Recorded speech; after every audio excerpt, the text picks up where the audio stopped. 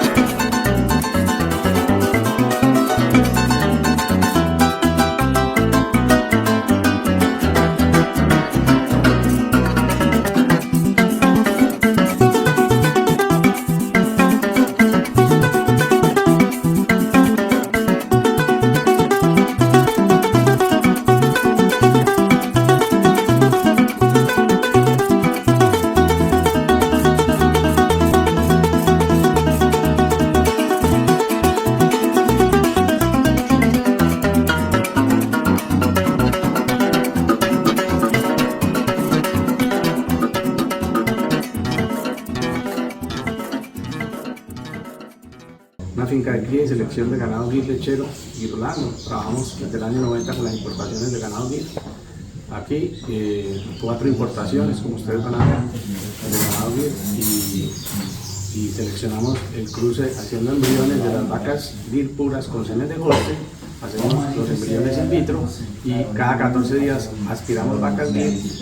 Hacemos la OPU, que es aspiración folicular, mandamos los óvulos en un laboratorio que se llama Embrionar aquí en Calarcá. Ya hay muchos laboratorios en Colombia, inclusive el Empedrado asociado al laboratorio de embriones del Sinú en Montería. Somos 4 propietarios, pero no trabajamos con Montería o con embriones del Sinú porque queda muy distante por logística. Entonces trabajamos con uno que queda en Calarcá, también en el Quindío, a 1 hora de aquí. Aspiramos, llevamos los óvulos, la doctora los recibe, los madura in vitro, 24 horas, los fertilizan al otro día y una semana después de estar en estufas y madurando, creciendo los embriones, nos los traen y los transferimos en las barrigas de alquiler o en las receptoras, que son, nada tienen que ver, solamente están programadas las receptoras con una hormona sincronizadas para que coincida la edad uterina del embrión, 7 días con la edad uterina de la receptora y podamos lograr una preñez satisfactoria. Digamos que son los resultados que trabajan. Cada 14 días tratamos de que las vacas de 0 a 100 días se les pongan 2 chances de embrión. Desde 32 días después de palpar empezamos a sincronizar, ponerles embriones. Cuando no quedan embrión les ponemos inseminación. Tenemos el clon de Sansao, lo van a ver aquí, pero está en Bogotá, está acumulándose en 1.000 dosis para exportar para Costa Rica y Pakistán. Entonces, una central habilitada para semen exportable con los países que tienen protocolos sanitarios para exportar. ¿En qué consiste? ¿La leche qué componentes tiene? Tiene minerales, calcio, fósforo, magnesio, ¿sí? Tiene vitaminas A, D, E, tiene enzimas, una enzima llamada lactosa, a las cuales algunas personas son alérgicas a la lactosa, a la enzima, a la lactosa. Entonces tienen que tomar leche deslactosada, sin lactosa. Pero la leche tiene algo muy importante, que es la proteína, alfa, gamma y beta caseína. Entonces la beta caseína, ella es en todas las especies, la beta caseína es A2A2, que son todas las especies mamíferas, la mujer, la oveja, la cabra, la búfala, la yegua, la camella, todas son beta caseína A2A2. Solo la vaca, que sufrió hace unos 5.000 años una mutación, y en vez de ser beta caseína A2A2, que ella se convierte en un aminoácido que se llama prolina, que no tiene ningún efecto sobre el sistema digestivo humano, no causa pesadez ni nada, pero la beta caseína A2 se convierte, o la 2 se convierte en prolina, que es un aminoácido que no tiene efectos, digamos, sobre el sistema digestivo humano. Pero se ha descubierto que la A1, la beta caseína 1, que fue la mutación que tuvo, ¿quién? La vaca. Todas las especies son beta caseína A2. Entonces la vaca tiene, cuando usted le coge los pelos a la vaca y los manda a identificar para hacer el genoma, ¿sí? El genotipaje, para averiguar qué beta caseína tiene ella, como le hacen a usted con la muestra de sangre y le dicen qué grupo sanguíneo tiene. Entonces la vaca tiene 4 posibilidades de tener sus alelos en los cromosomas de la beta caseína, sea 1 a 2, la tiene 4 probabilidades. O ella es A2A2, o ella es A2A1 o A1A2, que es lo mismo, solo que están invertidos, o es A1A1, que todavía es más. ¿Qué pasa? La 1A1 o la 1 se convierte o se transforma en un aminoácido que se llama histidina, y esa histidina forma un polipéptido, un péptido llamado BCM7, B de burro, C de casa, M de mamá, 7, BCM7, que es como un opioide, ¿sí? Y ese péptido causa ¿qué? La histidina es de la familia ¿de quién? De la histamina, que son inflamatorios, causan mayor, interfieren en la digestión, causan irritabilidad, en el colon permeable de algunas personas causa alergias, ¿sí? Entonces es un alergeno.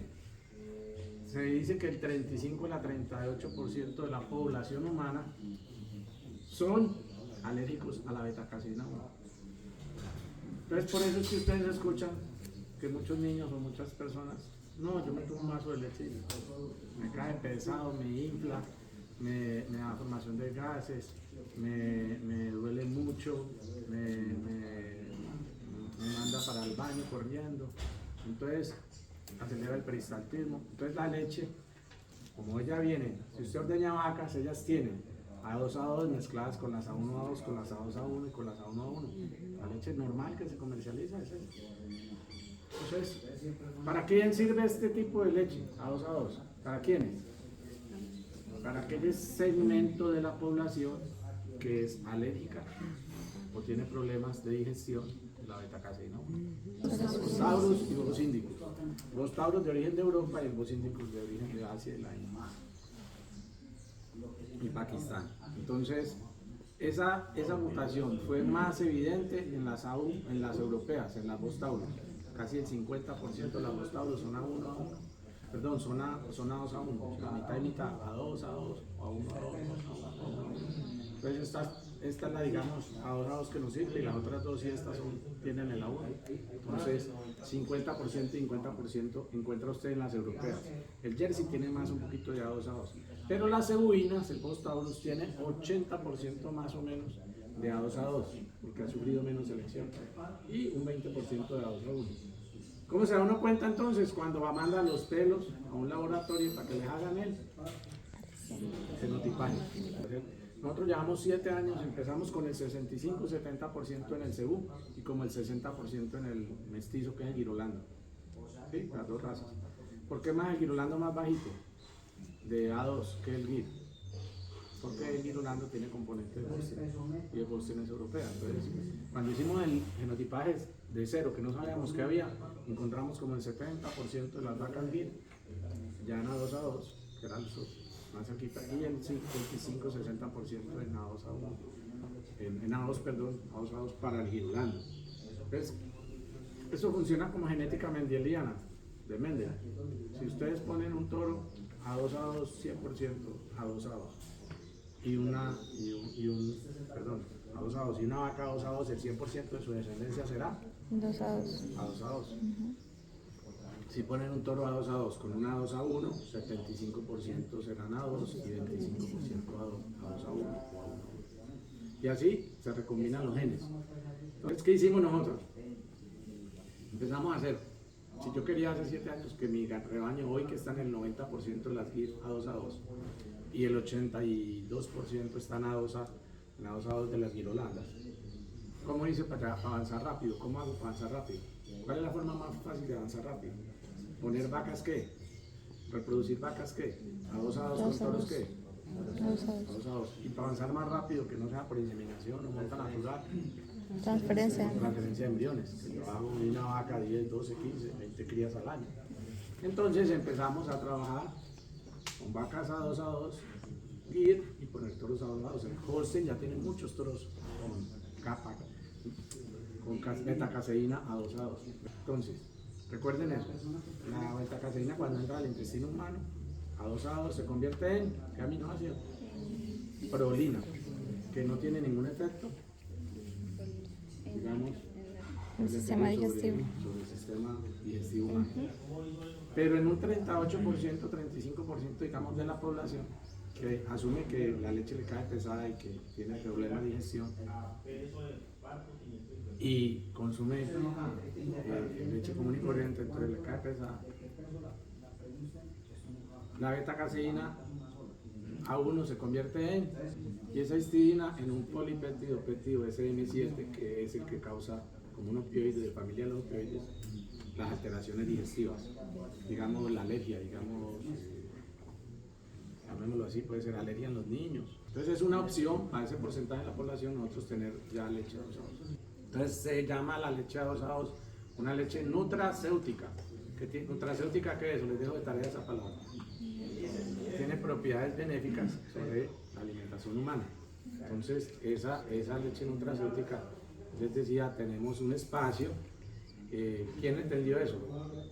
Resulta de que Celema, una empresa central lechera de Manizales que lleva 70 años en el mercado, es la que nos compra la leche, y empezamos nosotros el proyecto. Ya lleva 2 meses en el mercado con la leche. Va a empezar unas campañas publicitarias. ¿Con quiénes tiene que empezar una campaña publicitaria? ¿Quiénes son en las redes hoy? Nutricionistas, nutriólogos, influencers, que hablen y demuestren las bondades de ese tipo de leche, para que culturalmente se conozca, porque hay un desconocimiento. Entonces, esa es la idea. Ya la planta, somos varios productores que estamos en el programa. En la costa hay una finca grande que se llama Central Genética Alicante. En Florencia, Caquetá está Agropecuaria del Progreso. Aquí en la zona está el Empedrado, Las Vegas, otra que se llama La Ruidosa. Y entonces ya hicimos un contrato. ¿Qué condiciones? Si no se puede mezclar, ¿qué tengo que tener entonces para almacenarla? 2 tanques diferentes. Aquí son 3 tanques, 2 de leche A2 y 1 de leche A1. Ustedes van a ver el adhesivo que dice leche A2 en verde y dice leche A1. Ordeñamos, ¿cuántas vacas ordeñamos aquí en el Empedrado?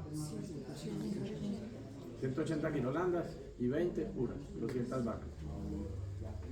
En otra finca ordeñamos, que es cerquita aquí a Cartago, kilómetro 4 vía Alcalá, sobre la vía que va para Alcalá, aquí en Valle Montenegro, el Parque del Café de Armenia. Ahí tenemos un núcleo de 50 vacas gir puras que ordeñamos también, y 20 girolandas, es inverso. Entonces, aquí tenemos, digamos, unas condiciones, topografía quebrada, entonces no hay riego, no hay, entonces digamos que allá es playa baja y acá es playa alta. Porque aquí tenemos más condiciones. Entonces, ¿a quién tenemos aquí? Consentimos las donadoras más valiosas, el programa de envío. Cada año mandamos a hacer exámenes de novillas. ¿No? Tenemos 650, 700 animales genotipados. Con los toros, todos tienen que ser adosados para pasar. Semi de los toros que compramos es adosados. Entonces ahí hemos ido avanzando. Con un tubo sin fin, ¿cierto? Donde se desplaza pues automáticamente aquí por estas tuberías. Este es un ciclo de 9 toneladas, eso es lo que consumimos nosotros en concentrado semanal. ¿Ves? 9 toneladas de concentrado. Toda la comida va por esta tubería. Si ven esos parros negros, por así decirlo, en cada puesto, ahí es donde llega el concentrado. Y por medio pues, de señales electrónicas, ya la pila, ya les voy a mostrar cuál es, va suministrando el concentrado. Nosotros hemos hecho pues unas modificaciones y unas inversiones a la sala. Como pueden ver, estos ventiladores tienen aproximadamente año y medio ya. Los paneles solares encima van a cumplir un año ahorita en agosto. Entonces estos fueron inversiones y modificaciones que le hicimos a la sala con el fin de reducir el estrés calórico. El año pasado, a principios de año, fue un fenómeno del Niño muy duro, un verano muy fuerte, donde nos tocó retrasar el ordeño más o menos hora y media. Empezamos a la 1:30, nos tocó empezar a las 3 de la tarde. Y solo con ese retraso en el ordeño aumentamos 550 litros diarios de leche, ¿ya? ¿Por qué? Por el estrés calórico que tenían las vacas. Entonces, en vista de eso, nos pusimos a la tarea cómo podíamos disminuir pues, ese estrés calórico que sufrían las vacas. Entonces, acá instalamos este ventilador acá y hay otro por la sala del lado allá, la sala de espera, por el lado allá, con el fin de disipar todo ese calor hacia el lado de allá, hacia afuera. ¿Listo? No ponemos aspersores. ¿Por qué? En muchas fincas se ponen aspersores con el fin de termorregular las vacas, ¿ya? Supuestamente, pero resulta y pasa que ellas vienen sudando, vienen acaloradas. Si usted las moja más, ellas tienen que movilizar más energía para generar evotranspiración y generar más estrés calórico, ¿ya? Entonces, si ustedes van a tener fincas donde vayan a poner microaspersores, también tienen que secar las vacas, así como las mojan, las tienen que secar. 3 minutos de agua por 7 de viento para secarlas, ¿listo? Y así es reducir el estrés calórico. Hoy en día, pues como les decía, todo es electrónico. Entonces todo es electrónico. Si ustedes se fijan, todas las vacas en la oreja izquierda tienen una chapetica, un chip. ¿Listo? Ese chip es la identificación de ellos. Ese número de serie se mete en el computador, ya queda registrado y por las antenas lectoras, apenas entre la vaca, el sistema reconoce automáticamente. ¿Y cuáles son las antenas? Este cuadrito que está acá es una, ¿listo? Donde el sistema reconoce cuál es la vaca que está ahí, cuál es la que entró. Y si ustedes observan, en todos los puestos en el lado izquierdo, por ejemplo aquí, hay una fila, ¿ya? Entonces, cuando la vaca entra a cada puesto, el sistema verifica que la información que mandó ese aparatico sea la misma que está acá, ¿ya? ¿Para qué? Para que la dispensación de comida sea de manera mucho más eficiente, ¿ya? Y que la vaca se coma realmente lo que le corresponde, ¿ya? Porque entonces ahí entramos en una ineficiencia cuando hay una vaca que se consume, que merece solo 3 kilos de concentrado al día y se come lo que merece la de 6, entonces queda la de 6 por mitad, ¿ya? Entonces por eso es importante pues que todo eso esté sincronizado. Este sistema viene con retiradores automáticos. ¿Qué quiere decir eso?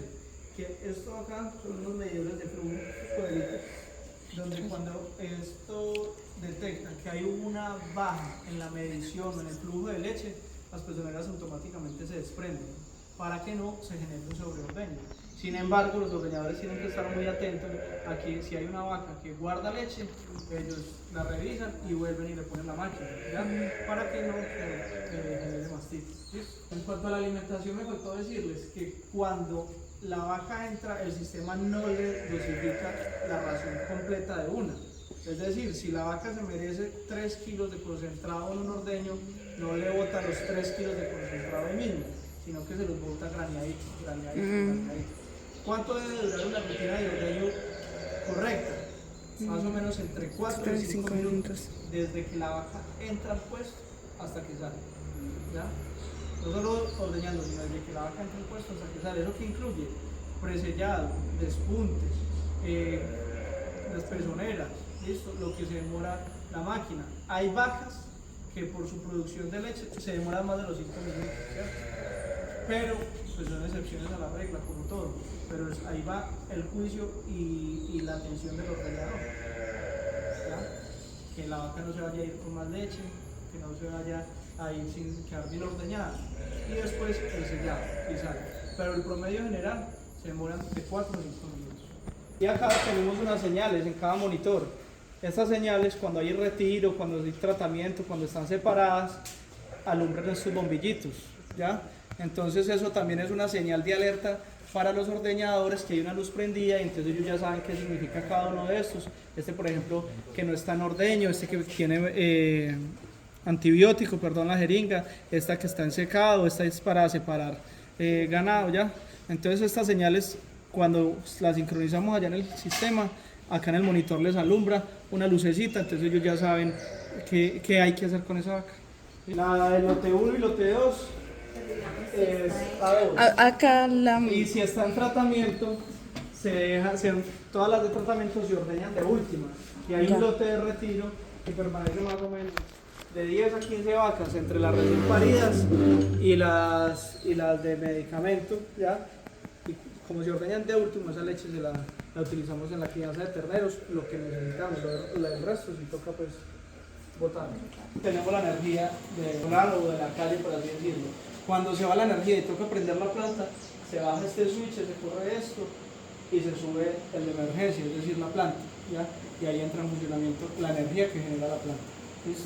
Cuando viene la energía, nosotros tenemos este bombillito y lo prendemos, porque cuando llega la energía pite, entonces ya saben que es de hacer el cambio de la planta a la energía nuevamente. En lotes tenemos ya distribuida la leche, ¿ya? Tenemos dos tanques A2, uno de 4.000 litros, otro de 2.500 y el de allá de 4.500 litros, el del fondo, ¿ya? El del fondo solo se ordeña leche A1 y en estos dos, en el 1 y en el 2 se ordeña leche A2.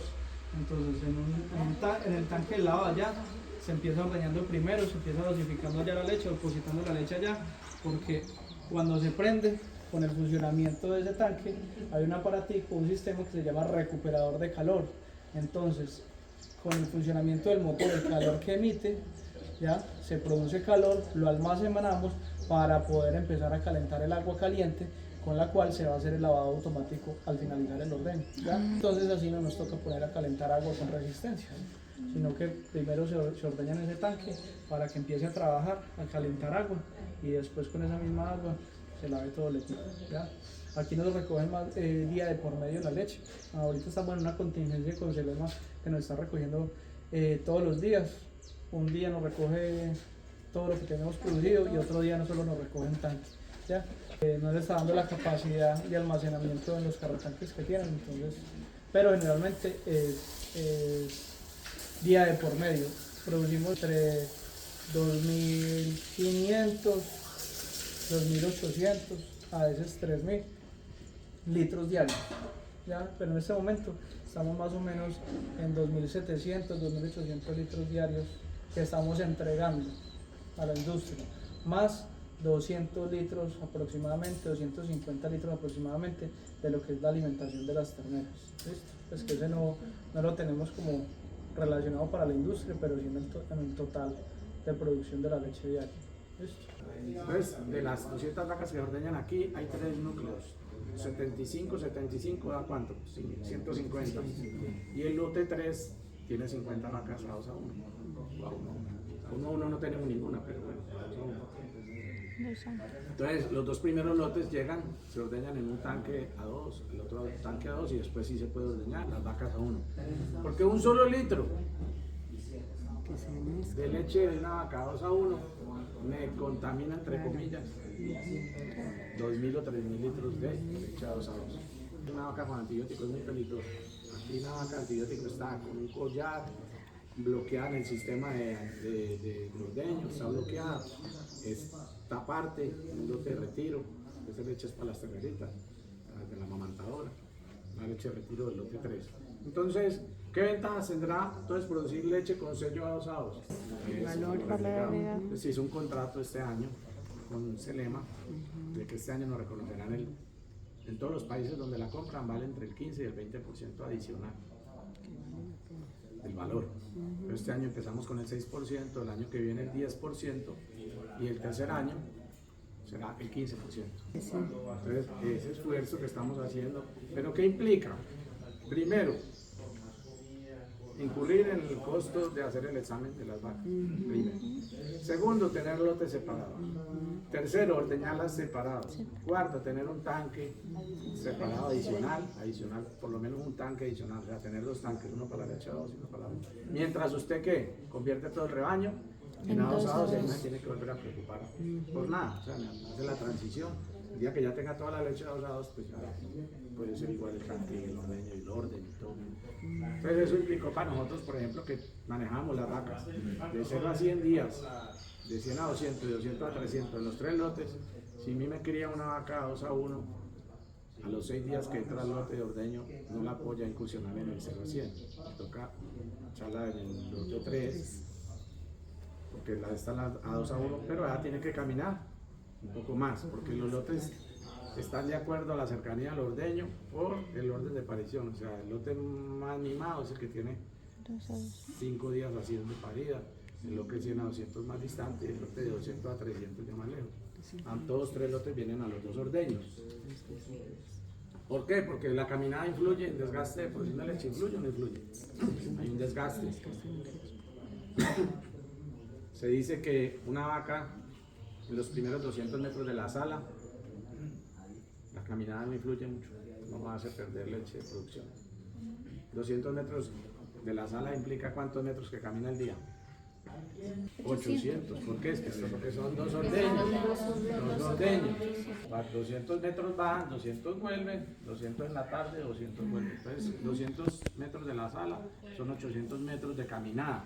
Entonces, en los primeros 800 metros de caminada al día no hay pérdida. Las vacas europeas, por cada kilómetro adicional, después de los 800 metros de la sala, de caminada en la sala, los 200 de la sala, pierden 1 litro por kilómetro. Y las F1, las mestizas, pierden medio litro por kilómetro.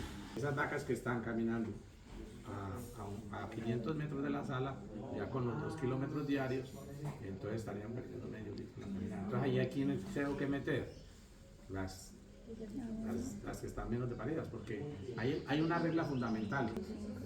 305 días. Ese es el ajuste, pero bueno, 300 días, para que lo hagamos, ¿no? 305 días.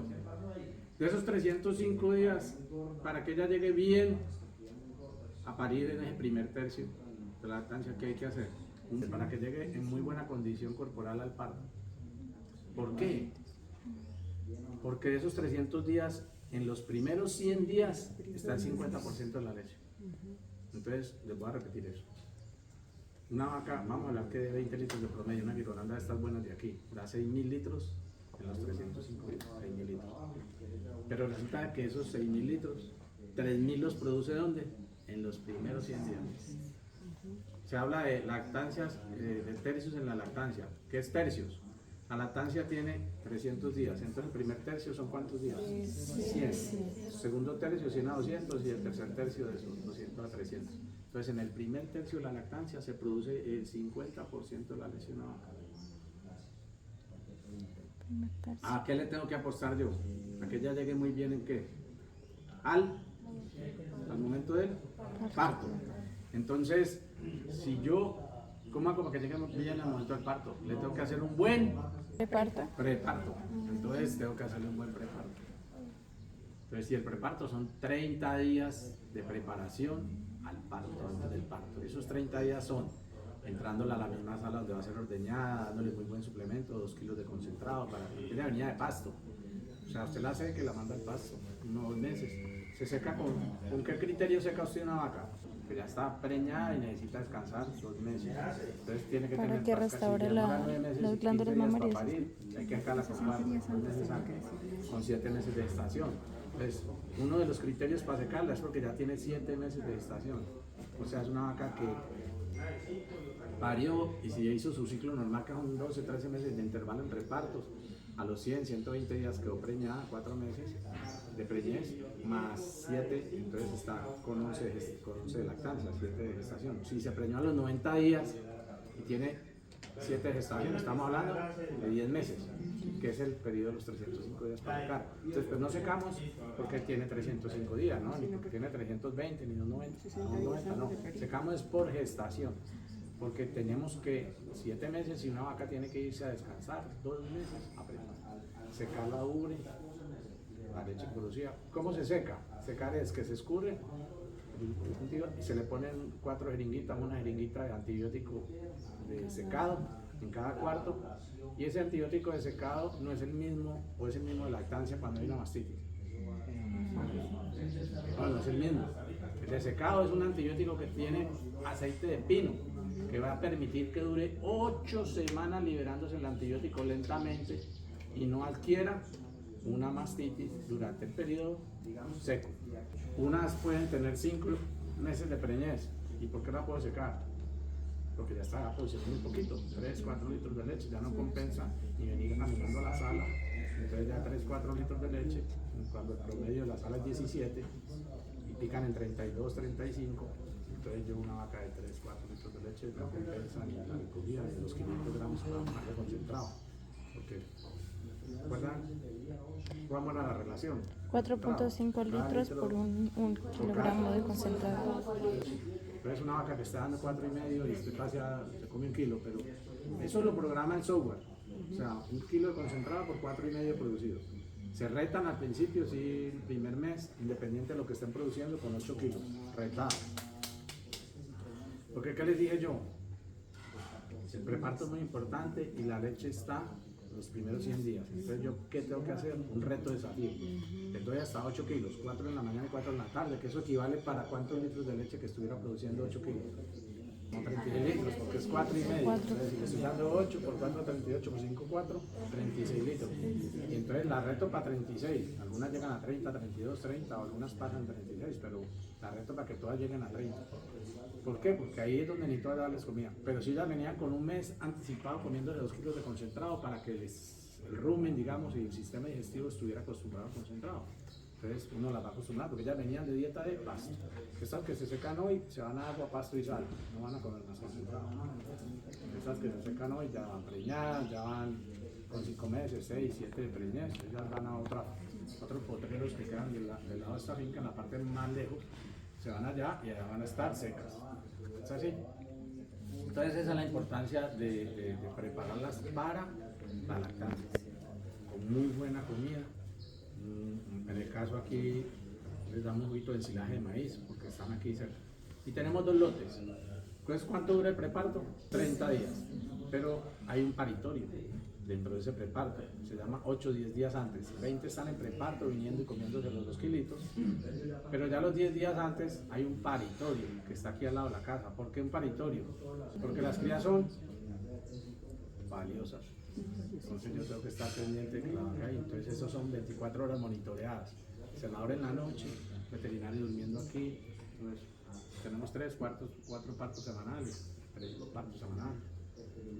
Y son 200 vacas, crían 170, 180, son 180 dividido 360, entonces son 2 partos semanales. ¿A dónde queremos apuntar entonces? A la producción de leche. Pues, ¿cuáles son los 4 focos o pilares fundamentales para que el sistema esté engranado y produzca? Genética, Alimentación, y nutrición, sanidad, manejo. Y manejo, ¿qué me dice la otra palabra sinónimo de manejo? Gestión, manejo, gestión. Entonces, esos son los 4 pilares fundamentales. Eso opera para cualquier cultivo agrícola: soya, sorgo, maíz, maracuyá, zapallo, bueno, pues llama, todo lo que usted quiera, pimentón, todo, cualquier cultivo agrícola o pecuario funciona en base a qué? a 4 pilares fundamentales. ¿Usted sabe cómo me llega la información de las vacas al software, a la oficina? La oficina está al lado de la sala. Por un chip Claro, que va por donde? los chips en la oreja. La oreja de cada vaca. Entonces cada vaca tiene un sistema de identificación único.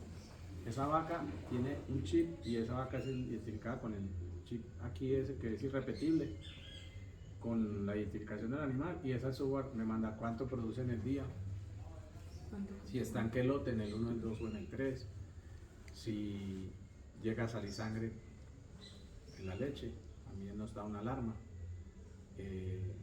Nos anota la producción directo de la mañana y de la tarde de la leche, y el software se va alimentando. ¿Cuántos días tiene lactancia? Si está preñado, está vacía, toda esa información se le va metiendo, y ese software, a cualquier momento que entremos allá, nos da la producción. Promedio de lacto, consumo de concentrado.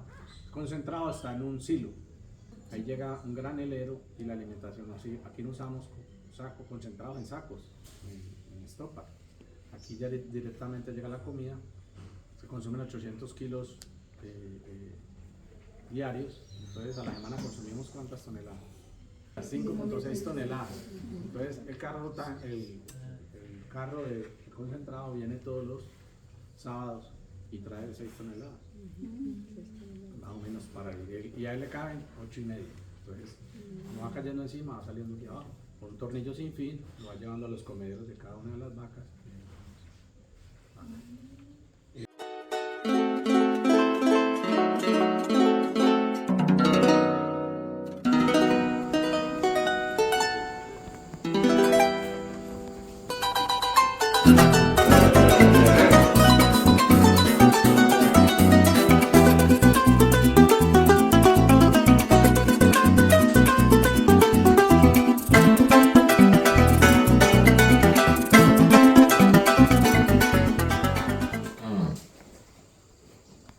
Bueno, muchachos, esta es la parte que nosotros llamamos a la cuna, donde tenemos a todos los terneros que están recién nacidos. Por ejemplo, estos 3 están nacidos del día de ayer, ¿ya?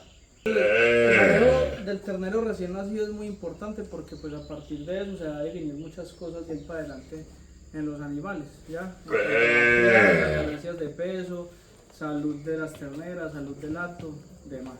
¿Listo? Entonces, el protocolo de primero que todo es curación de ombligo. Como les decía el doctor, con yodo al 10%, hay algunas tinturas de yodo que dicen al 10% pero no usan el 10%, entonces nosotros tratamos de comprarlo en una empresa de químicos, en un dispensario médico, ¿ya? Que esa tintura del 10%, pues sí quema bien, ¿ya? Seguidamente hacemos pues la separación de la madre y el ternero para que no se forme o no se genere ese vínculo maternal, ¿ya? Porque entonces, como somos una lechería especializada, si nosotros dejamos que se forme ese vínculo maternal, van a pasar 2 cosas. La vaca en el ordeño va a empezar a amarrar leche, no va a soltar toda la leche que ella tiene para guardársela al ternero, y segundo, el ternero no va a chupar del tetero, entonces va a ser un ternero malnutrido, ¿ya? Y por lo general se demora un par de días en empezar a tomar del chupo, ya toman es por hambre. Entonces uno dice, no quiere mamar, no quiere mamar, está bien, todo bien, no, listo, entonces déjelo que mame hambre, ahí sí se va a pegar del chupo, pero entonces no es ideal. Siempre se les dice pues a los muchachos que siempre, inmediatamente se les quita de la madre, listo. ¿Cuánto debe ser, muchachos, el calostro que se le da a cada animal? Entonces, por eso es muy importante tomar la medida o el peso de nacimiento, ¿ya? Acá nosotros tenemos esta cinta. El muchacho encargado de las terneras viene y las pesa cuando nacen. ¿Por qué? Porque a partir de ese peso es que se debe dar el calostro. 10% del peso, ¿ya? Entonces sí es muy importante que se los demos dentro de las primeras 6 horas de vida, ¿ya? Porque cuando las terneras nacen, el intestino viene como un colador, lleno de orificios grandes. El calostro está lleno de proteínas y las proteínas del calostro son grandes. Entonces, entre más pasa el tiempo, el intestino, esos poros se van a ir cerrando en el intestino, ¿ya? Entonces, si ustedes lo dejan para dentro de las primeras 12 horas o 24 horas, muy posiblemente la absorción de calostro a las 12 horas va a ser de la misma eficiencia que dentro de las primeras 6 horas. Entonces hay que procurar que si por ejemplo un ternero grande como esto que pesó 40 kilos, él no se tomó los 4 litros de una, ¿ya? Entonces se les da un litrico y medio, a la hora se le da otro poquito así, hasta que dentro de las primeras 6 horas podamos asegurar el 2% del calostro, ¿ya? También medimos pues como la calidad del calostro de todos los animales, donde procuramos que los animales mamen un calostro pues obviamente de buena calidad, y procuramos que ese calostro de buena calidad sea de 20 grados Brix por kilo, lo medimos a partir de un refractómetro. Generalmente las novillas traen muy mala calidad de calostro, hay excepciones de vacas pues ya muy ancianas, por así decirlo, muy adultas, que el calostro ya disminuye mucho. Entonces también el banco de calostro que mantengamos nosotros sea lo suficiente, ni siquiera unas 3 o 4 crías, ¿ya? Y así mismo lo vamos reemplazando, ¿ya? Por eso es que medir la calidad de calostro, no solo guardar por guardar, sino que sea un calostro de excelente calidad. Los grados Brix en el calostro van de 0 a 10, de 10 a 15, 15 a 22 más o menos, o a 24, y por encima de 25, 24, ¿ya? Que un calostro de excelente calidad va por encima de 24, que ese sería el ideal para congelar, ¿ya? Un calostro de buena calidad de 15 a 24, entonces ese es el que pues tratamos de darle a las terneras si lo tenemos por ahí a la mano, y si no, ese sí no lo congelamos. Bueno, el procedimiento de congelación es primero medir el calostro, ¿cierto? Y después en bolsas Ziploc lo almacenamos de a litro, ¿ya? Y lo dejo temperar, es decir, a que esté a temperatura ambiente. Cuando ya esté frío, ahí ya lo meto a la nevera. ¿Listo? Para descongelarlo, lo descongelamos a baño María. Eso puede permanecer guardado pues harto tiempo. A mí me gusta solo guardarlo por 6 meses, ¿ya? Pues por el volumen también de ganado que tenemos, porque eso se va renovando cada ratico. Suelo guardar unos 5 o 6 litros por 6 meses y ya a los 6 meses lo cambiamos. ¿Listo? Bueno, continuando con el protocolo del recién nacido, también aplicamos otros medicamentos. Primero, una doramectina. Estamos en trópico bajo. Los hemoparásitos pues suelen ser muy agresivos acá, ya, babesia, trypanosoma, garrapata y demás. Entonces, siempre una preventiva de doramectina, 1 ml. Florfenicol, con el fin de protegerlos contra enfermedades respiratorias, ¿ya? Porque en todos los mamíferos, tanto en los humanos como en los bovinos, ¿ya? El último sistema o el último órgano que se desarrolla es el sistema respiratorio, ¿ya? Entonces, generalmente los terneros nacen con un sistema respiratorio, unos pulmones débiles, ¿ya? Por ende, en cualquier momento pueden ser atacados por enfermedad que les puede llegar a neumonía. Entonces tratamos pues de protegerlos contra esas enfermedades. ¿Por qué lo hacemos de esa manera? Porque ya nos generado, ya tuvimos casos clínicos de terneros con neumonía, ya que nos tocó empezar pues a modificar como el protocolo del recién nacido. Otra cosa, las diarreas. También hay que prevenir mucho a los terneros de las diarreas, porque en los primeros 20 días de vida son muy susceptibles a 2 cosas: coccidia y cryptosporidium, ¿ya? Entonces nosotros damos un producto, sales de alofunginona, que entonces le identifica 2 puffs de vía oral, cada puff es de 4 ml, es decir que se les da 8 ml por 7 días, ¿listo? Para la prevención del cryptosporidium, porque los signos clínicos del cryptosporidium aparecen a los 10 días, entonces por eso cortamos el ciclo de vida del parásito durante los primeros 7 días para protegerlos contra diarreas producidas por cryptosporidium. ¿Listo?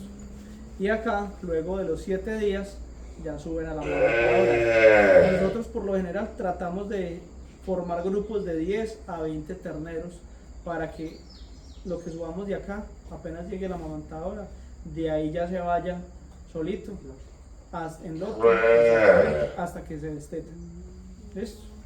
Terneros puros de 25 a 28 kilos.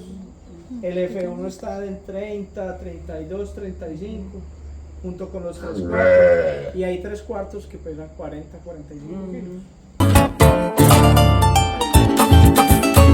¿Listo? El concentrado siempre debe ser a voluntad que ellos deben mantener en las canoas para que ellos vayan probando. En estos 2 primeros lotes, en este lote sobre todo, no se alcanzan a comer la libra en los primeros días. ¿Listo? La permanencia en cada lote es alrededor de 20 a 25 días.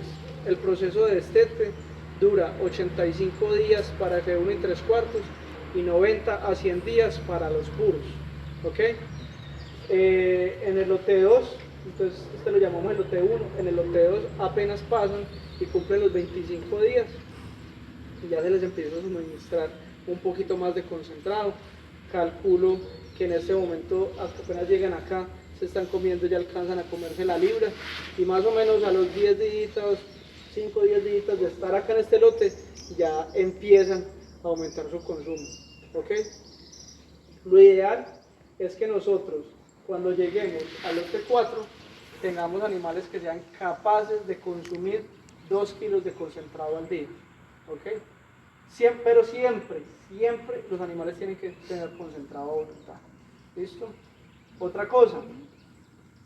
Entonces, decíamos que son 20 a 25 días en cada corral. Entonces acá tenemos 20, acá tenemos otros 20 y allá tenemos otros 20, 60, ¿cierto?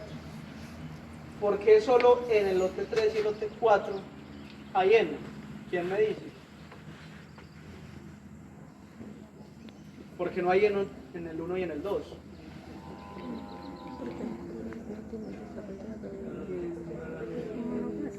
Uno, eso. ¿Qué otra cosa?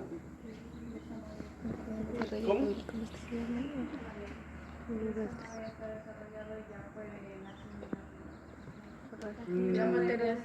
Digamos que sí y no, porque ellos también podrían comer forraje acá. Empiezan a probar pues las maticas. No va a ser algo representativo en la dieta, pero digamos que sí. No se les debe dar heno en antes de los primeros 60 días de vida, porque ellos prefieren el heno antes que el concentrado. ¿Y por qué? Porque les hacía más el hambre, ¿ya? Pero ahí hay una cosa, que si nosotros les damos heno antes de los 60 días, le vamos a quitar espacio al concentrado. Y el concentrado es el que me va a desarrollar adecuadamente las papilas ruminales. ¿Listo? Entonces, si yo les empiezo a suministrar heno, desde ahorita se pegan al heno porque todo el día lo mantienen ahí, ¿ya? Se lo comen todo, pero no me van a dejar el concentrado servido, por así decirlo. Entonces no voy a tener un buen desarrollo ruminal. Por eso es que antes de los 60 días no les damos heno, sino que después de los 60 días. Porque como les decía, a los 85 días ya empezamos el proceso de destete. Entonces ya tienen también ellos que acostumbrarse a comer heno, ¿ya? Disculpa, ¿con qué peso destetan promedio a los 85, 90 días? Bueno, 95? entonces, el F1 y 3 cuartos los estamos destetando más o menos el promedio que tenemos de peso del destete de los 100 a los 105 kilos. ¿Listo? Y el puro a los 100 días lo estamos destetando entre 95 y 100 kilos. ¿Sí ven? Tiene más días de lactancia el puro y aún así, y tiene más alimentación. Y aún así no alcanza a ganarle en ganancias de peso al F1 y 3 cuartos. Por eso es que tenemos que cuidarlos también para llevarlos gorditos siempre. ¿Listo? Les iba a decir una cosa. El puro nunca se debe topizar. ¿Por qué? Porque es una característica racial, los cuernos, ¿ya? Entonces nunca se topiza. ¿Listo? Bueno, el proceso de destete, cuando ya pasan al lote 4 y cumplen los 85 días, nosotros lo hacemos de manera paulatina. Generalmente las personas siempre llegan a destetar y entonces hacen todos los cambios al mismo tiempo. Se lo quitan a la mamá, o lo sacan de la sala cuna, se lo llevan para el potrero junto con otras terneras o novillas más grandes. Ya no hay una señora o un señor con un tetero y un balde caminando, sino que ya aparece otro huevón a caballo y un surriago y gritos, ¿cierto? Entonces eso es puro estrés, puro estrés, puro estrés.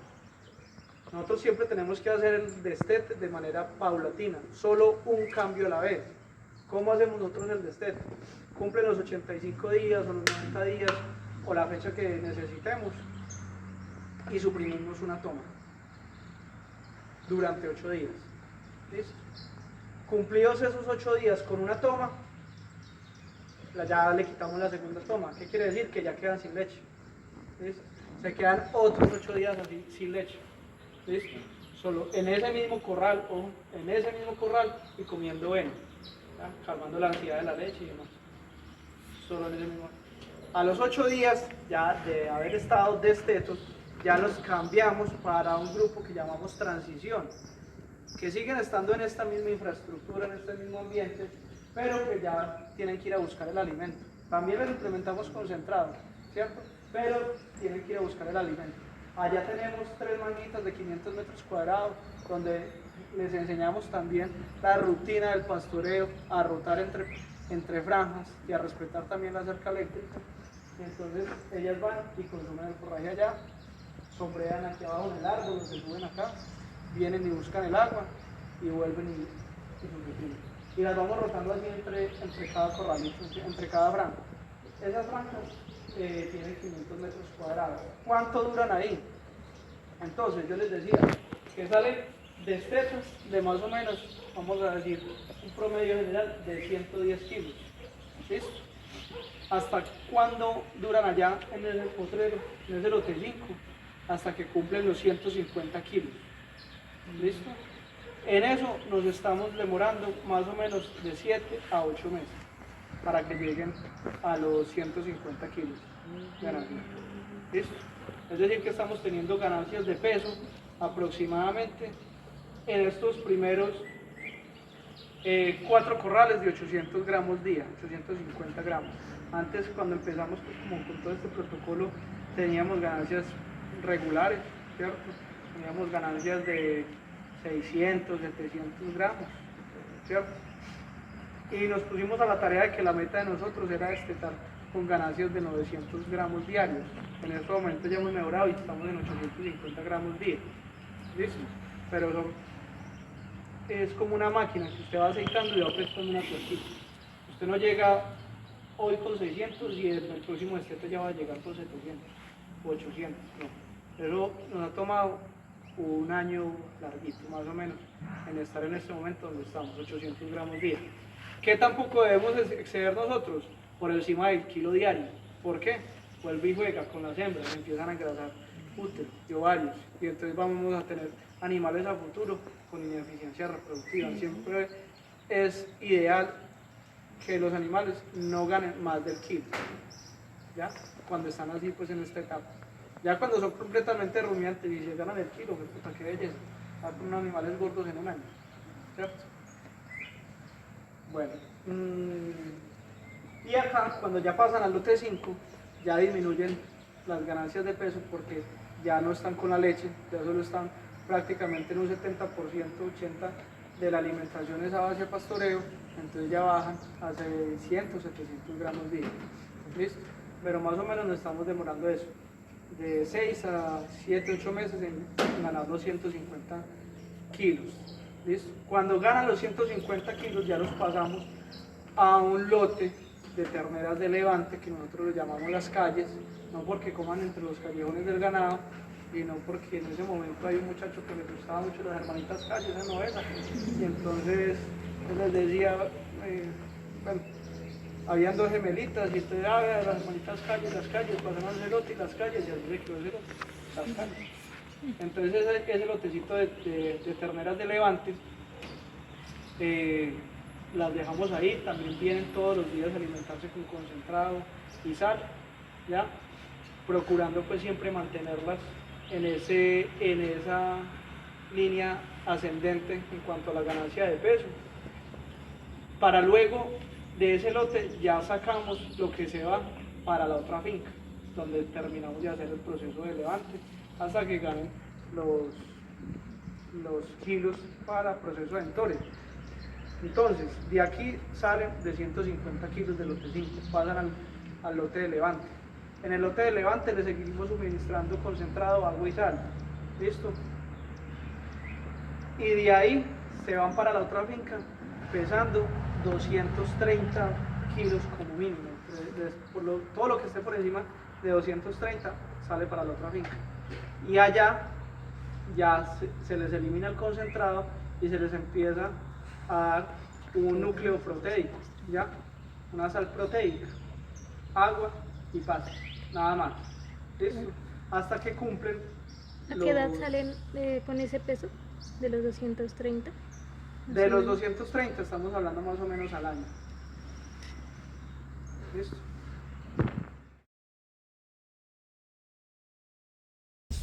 Entonces, ¿cómo funciona, por así decirlo, la parte de los establos o el amance? ¿Ya? Comenzamos con la llegada de las terneras. Por ejemplo, estas llegan aquí al establo, ¿ya? Se les pone un cabezal para que ellas se acostumbren a sentir esto y no se asusten, perdón. ¿Listo? Y se pasan en grupitos. Del mismo grupo que ellas venían, en esas mismas van pasando aquí.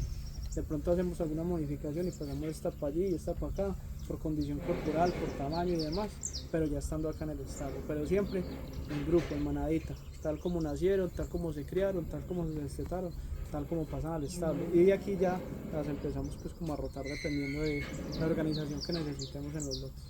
Luego de que ya llevan varios días con ese cabezal, pasan a lo que están viendo ustedes ahí. Se dejan amarraditas, ya, para que ellas aprendan a aceptar el cabezal, aprendan a estar tranquilas con él y aprendan que siempre va a haber algo que las va a guiar. Entonces cuando ellas jalan, ellas empiezan a reconocer que ellas deben obedecer o atender al cabezal, ya después por la tarde generalmente hacemos lo que es como un trabajo de pista, por así decirlo. Se cogen los ejemplares, se les pone cabezal y se lleva y se trae, se estaciona, se para en un punto, como ustedes han visto en las ferias ganaderas, que empiecen a pararse bien, la postura, empiezan a sobarlas y todo para avanzarlas muy bien, porque ellas de por sí son muy nerviosas. Entonces por eso tenemos un parlante acá. Generalmente siempre está prendido el parlante, ya, para que ellas también se acostumbren al ruido y aprendan a estar tranquilas. Hay que tener en cuenta una cosa, que la dieta de estos animales siempre es en base seca, en materia seca, en heno, principalmente de las hembras. ¿Por qué? Porque las hembras empiezan a ganar mucha condición corporal y además de eso empiezan a depositar grasa en el sistema reproductivo, ¿ya? Entonces cuando ya alcanzan el peso ideal para entore, son animales que va a ser muy difícil preñarlos porque tienen un sobreacondicionamiento, una acumulación de grasa en los ovarios y eso nos atrasa el ciclo reproductivo, ¿ya? Entonces generalmente el ensilaje se los damos a los machos y a un poquito a las hembras, pero no se les da mucho, sí, pero sí se les premia, por así decirlo, con mucho heno, mucha materia seca para que ellas desarrollen también mucho el rumen, ¿ves? Porque pues las bacterias ruminales siempre van a trabajar en base a materia seca, ¿ves? A materiales fibrosos, ¿ya? Bueno, esa nariguera es con el fin de prevenir a las otras terneras de que ellas las chupen, prevenir que las otras terneras puedan quedar con pezones ciegos, ¿listo? Uno no se da cuenta de eso ahorita en esta etapa, se da cuenta cuando llega allá al ordeño y ya nos ha pasado novillas, primer parto, solo con 2 tetas funcionales, entonces se perdieron 2 años de trabajo prácticamente, ¿listo? Porque solo tiene el 50% de la producción de leche. Entonces si una novilla con 2 tetas está produciendo 15 litros de leche, una novilla que hubiera tenido el potencial de producir 30, pero solo se queda con el 50. Entonces ahí es donde tenemos que estar muy atentos y los muchachos tienen que estar muy atentos de que no le mamen a las otras terneras, ¿ya? Y ternera que veamos mamándole a otra, ternera que gana la nariguera. ¿Por qué maman a las otras? Primero por ansiedad, ¿ya? Más que todo allí en la amamantadora ya hay varias pues con nariguera, ellas quedan con ansiedad después de de la mamantada y van a chuparle el ombligo a la otra, la tetica, el pene, la oreja.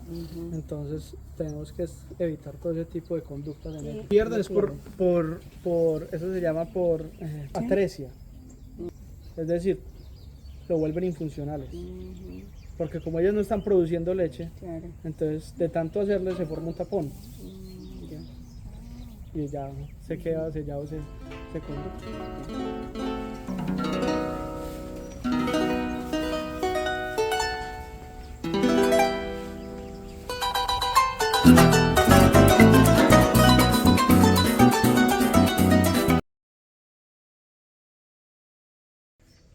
Altitud a la que estamos aquí, 925 metros, casi le pego. 925 metros sobre el nivel del mar. Bueno,